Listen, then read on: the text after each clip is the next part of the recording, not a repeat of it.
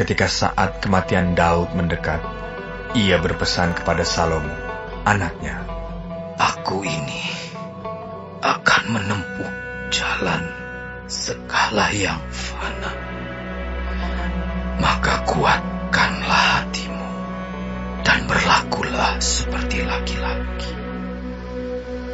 Lakukanlah kewajibanmu dengan setia terhadap Tuhan Allahmu, dengan hidup nurut jalan yang ditunjukkannya, dan dengan tetap mengikuti segala ketetapan, perintah, peraturan, dan ketentuannya, seperti yang tertulis dalam hukum Musa,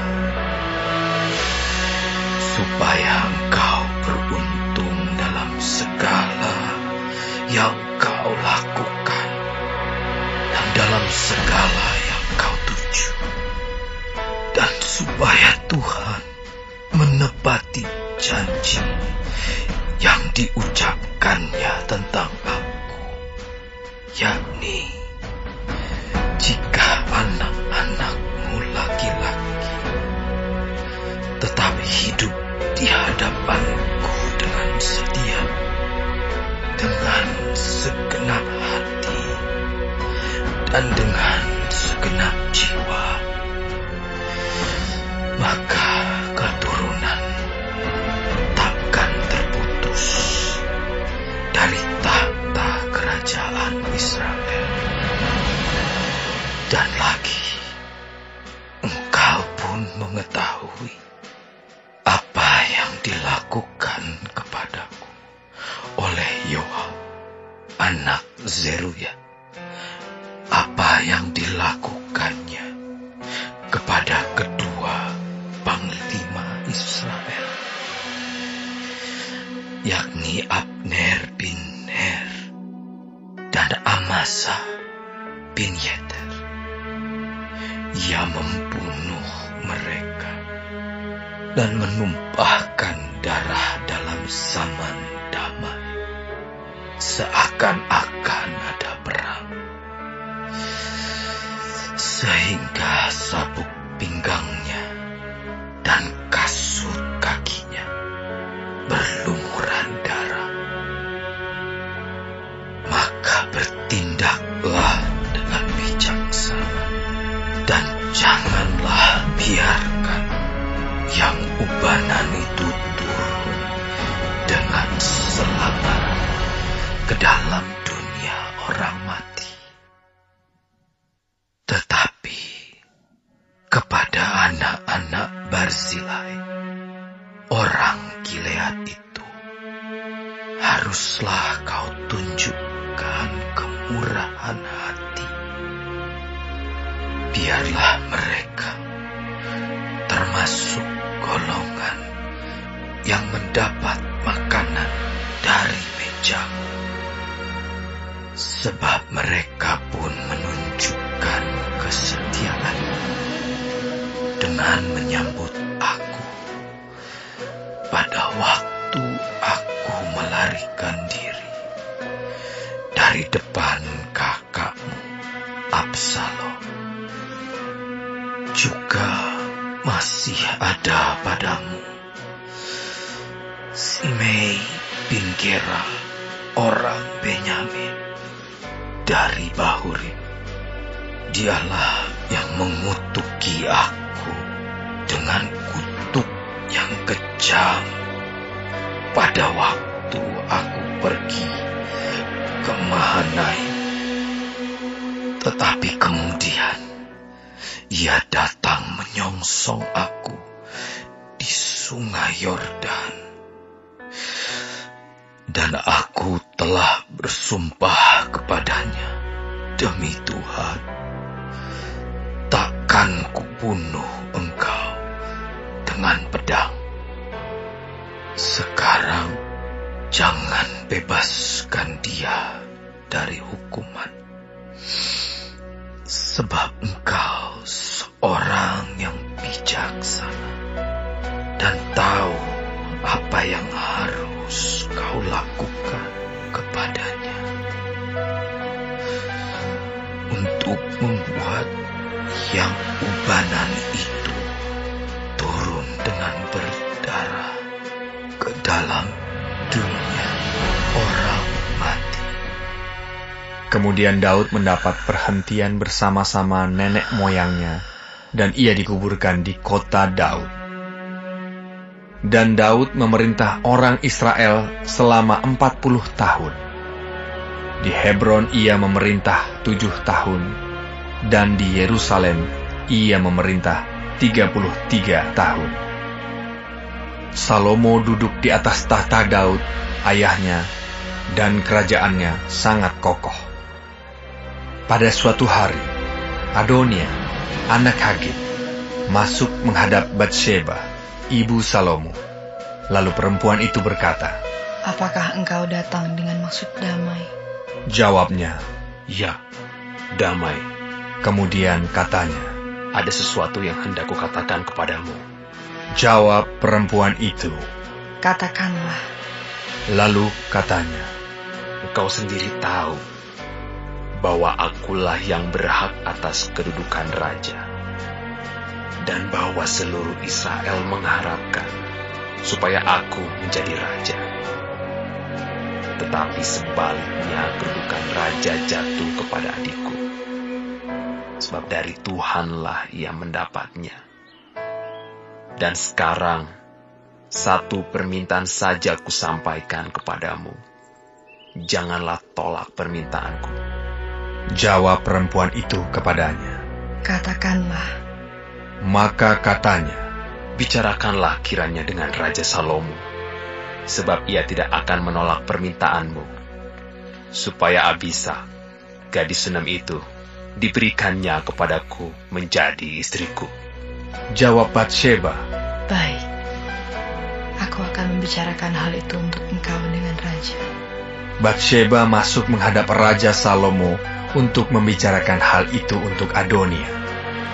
Lalu bangkitlah raja mendapatkannya, serta tunduk menyembah kepadanya. Kemudian duduklah ia di atas tahtanya, dan ia menyuruh meletakkan kursi untuk bunda raja. Lalu perempuan itu duduk di sebelah kanannya. Berkatalah perempuan itu, "Suatu permintaan kecil saja yang kusampaikan kepadamu. Janganlah tolak permintaanku." Jawab raja kepadanya, "Mintalah ya ibu, sebab aku tidak akan menolak permintaanmu." Kata perempuan itu, "Biarlah Abisa, gadis Sunem itu, diberikan kepada kakakmu Adonia menjadi istrinya." Tetapi Raja Salomo menjawab ibunya, "Mengapa engkau meminta hanya Abisa gadis Sunem itu untuk Adonia? Minta jugalah untuknya kedudukan raja. Bukankah dia saudaraku yang lebih tua? Dan di pihaknya ada Imam Abiatar dan Yoab anak Zeruya." Lalu bersumpahlah Raja Salomo demi Tuhan, "Beginilah kiranya Allah menghukum aku. Bahkan lebih daripada itu, jika Adonia tidak membayarkan nyawanya dengan permintaan ini. Oleh sebab itu, demi Tuhan yang hidup, yang menegakkan aku dan mendudukan aku di atas tahta Daud ayahku, dan yang membuat bagiku suatu keluarga seperti yang dijanjikannya, pada hari ini juga Adonia harus dibunuh." Lalu Raja Salomo menyerahkan hal itu kepada Benaya bin Yoyada. Orang ini memancung dia sehingga mati. Dan kepada Imam Abiatar, Raja berkata, "Pergilah ke Anatot, ke tanah milikmu, sebab engkau patut dihukum mati. Tetapi pada hari ini aku tidak akan membunuh engkau, oleh karena engkau telah mengangkat tabut Tuhan Allah di depan Daud ayahku,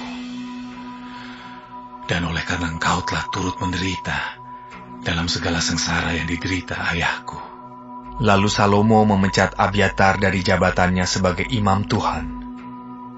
Dengan demikian, Salomo memenuhi firman Tuhan yang telah dikatakannya di Silo mengenai keluarga Eli.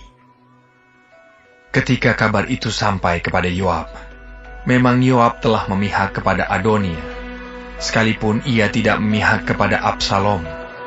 Maka larilah Yoab ke kemah Tuhan, lalu memegang tanduk-tanduk mezbah. Kemudian diberitahukanlah kepada Salomo bahwa Yoab sudah lari ke kemah Tuhan dan telah ada di samping mezbah. Lalu Salomo menyuruh Benaya bin Yoyada, "Pergilah, pancung dia." Benaya masuk ke dalam kemah Tuhan serta berkata kepadanya, "Beginilah kata raja, keluarlah." Jawabnya, "Tidak, sebab disinilah aku mau mati." Lalu Benaya menyampaikan jawab itu kepada raja. Katanya, "Beginilah kata Yoab, dan beginilah jawabnya kepadaku." Kata raja kepadanya, "Perbuatlah seperti yang dikatakannya. Pancunglah dia dan kuburkanlah dia. Dengan demikian, engkau menjauhkan daripadaku dan daripada kaumku noda darah yang ditumpahkan Yoab dengan tidak beralasan. Dan Tuhan akan menanggungkan darahnya kepadanya sendiri, karena ia telah membunuh 2 orang yang lebih benar dan lebih baik daripadanya.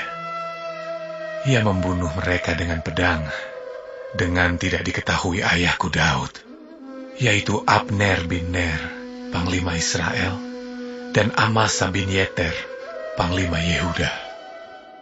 Demikianlah darah mereka akan ditanggungkan kepada Yoab dan keturunannya untuk selama-lamanya. Tetapi Daud dan keturunannya dan keluarganya dan tahtanya akan mendapat selamat daripada Tuhan sampai selama-lamanya." Maka berangkatlah Benaya bin Yoyada, lalu memancung dan membunuh Yoab. Kemudian dia dikuburkan di rumahnya sendiri di padang gurun. Raja mengangkat Benaya bin Yoyada menggantikan Yoab menjadi kepala tentara, dan raja mengangkat Imam Zadok menggantikan Abiatar. Kemudian raja menyuruh memanggil Simei dan berkata kepadanya, "Dirikanlah bagimu sebuah rumah di Yerusalem. Diamlah di sana, dan janganlah keluar dari sana kemana-mana pun. Sebab ketahuilah sungguh-sungguh, bahwa pada waktu engkau keluar dan menyeberangi sungai Kidron, pastilah engkau mati dibunuh, dan darahmu akan ditanggungkan kepadamu sendiri." Lalu berkatalah Simei kepada raja, "Baiklah demikian, seperti yang tuanku raja katakan, demikianlah akan dilakukan hamba-Mu ini." Lalu Simei diam di Yerusalem beberapa waktu lamanya. Dan sesudah lewat 3 tahun, terjadilah bahwa 2 orang hamba Simei lari kepada Akis bin Maaka, Raja Gad, lalu diberitahukan kepada Simei, "Ketahuilah, kedua orang hamba-Mu ada di Gad." Maka berkemaslah Simei, dipelanainya keledainya, dan pergilah ia ke Gad, kepada Akis, untuk mencari hambanya itu. Lalu Simei pulang dan membawa mereka dari Gad. Ketika diberitahukan kepada Salomo bahwa tadinya Simei pergi dari Yerusalem ke Gad dan sekarang sudah pulang, maka raja menyuruh memanggil Simei dan berkata kepadanya, "Bukankah aku telah menyuruh engkau bersumpah demi Tuhan, dan telah memperingatkan engkau begini? Ketahuilah sungguh-sungguh, bahwa pada waktu engkau keluar dan pergi kemana-mana pun, pastilah engkau mati dibunuh. Dan engkau telah menjawab, 'Baiklah demikian, aku akan mentaatinya.' Mengapa engkau tidak menepati sumpah demi Tuhan itu, dan juga perintah yang kuperintahkan kepadamu?" Kemudian kata raja kepada Simei, "Engkau sendiri tahu dalam hatimu segala kejahatan yang kau perbuat kepada Daud ayahku. Maka Tuhan telah menanggungkan kejahatanmu itu kepadamu sendiri. Tetapi diberkatilah kiranya Raja Salomo, dan kokohlah tahta Daud di hadapan Tuhan sampai selama-lamanya." Raja memberi perintah kepada Benaya bin Yoyada, lalu keluarlah Benaya. dipancungnya Simei sehingga mati. Demikianlah kerajaan itu kokoh di tangan Salomo.